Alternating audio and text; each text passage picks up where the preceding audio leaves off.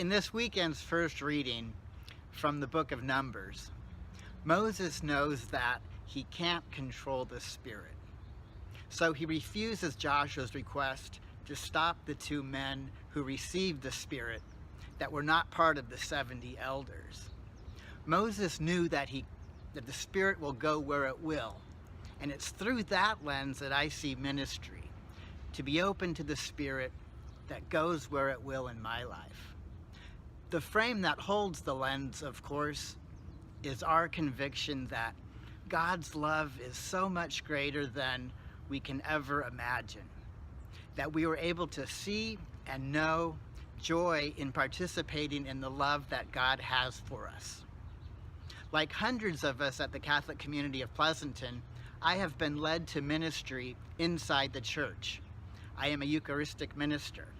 I also run the program for folks who want to become Catholic and join our community. In the last few years, I have felt drawn to participating in mission education with the Maryknoll Fathers and Brothers. I have gone on a few short-term immersion trips. In July, I spent a week with 11 others in Appalachia, in eastern Kentucky. We considered the struggles of the people of Appalachia in the context of coal mining and in light of Pope Francis's encyclical Laudato Si on the care of our common home. I was struck by the beauty of the region. I'd never seen so many trees and so many different shades of green. We stayed in a simple Benedictine monastery, unplugged from the internet and cell phone coverage. We had the opportunity to spend time with a family who deliberately chose to live off the power grid. We paused and we reflected on what we saw. And over the course of the week, what we saw was heartbreaking. Deep wounds in the environment have delivered suffering and death to life in that region. For example, as a result of the mining process, heavy metals leak into creeks and streams and turn them into an orangish color. Orange water is nasty stuff. It's unsafe to drink, and it's very difficult to treat. We also visited old mountaintop removal sites.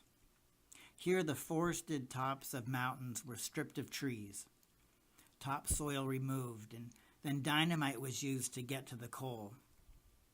Mountaintops have been lowered, and as you can see, the land is bare for miles and miles. Cancer rates in the United States are highest in the coal mining regions of eastern Kentucky and West Virginia. And some of the counties in this area are among the poorest counties in the entire country as well. As often is the case, sickness and poverty go together. We quickly acknowledged that the harm to the environment is widespread and is not just limited to Appalachia or coal mining.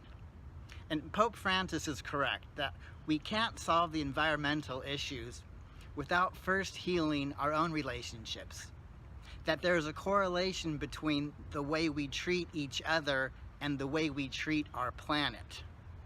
And if we see ourselves as interconnected to nature and to each other, then our environment can be seen as God's creation in which we are part of and called to care for. We believe that Jesus came to liberate and to heal. Therefore, there is always reason for hope and new life. On our trip, we participated in a tree planting ritual where we planted chestnut tree saplings on an old mountaintop removal site. The goal is to restore the mountaintop one tree at a time. We visited an urban farmer who established a cooperative to help provide healthy food for households in the surrounding neighborhood. Healthy living, one household, one neighborhood at a time. We spent time learning about a nonprofit organization that works to restore confidence and dignity to women who have endured abusive relationships and difficult times. We spent time at the New Hope Medical Clinic, a clinic that serves the uninsured who are struggling with environmentally related illnesses.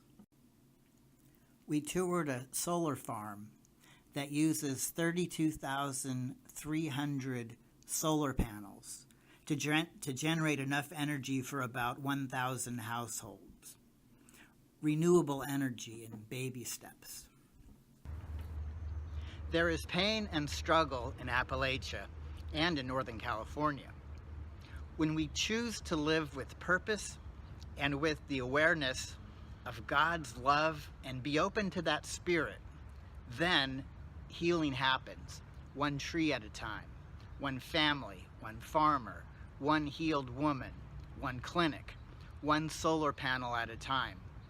This stuff is contagious. Faith spreads and people love and are liberated from causing harm. Our relationships heal. The environment heals. This is the hope that Pope Francis tapped into when he penned Laudato Si. This is the joy of the gospel.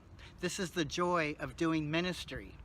And this is what I brought home to share of my experience in Appalachia.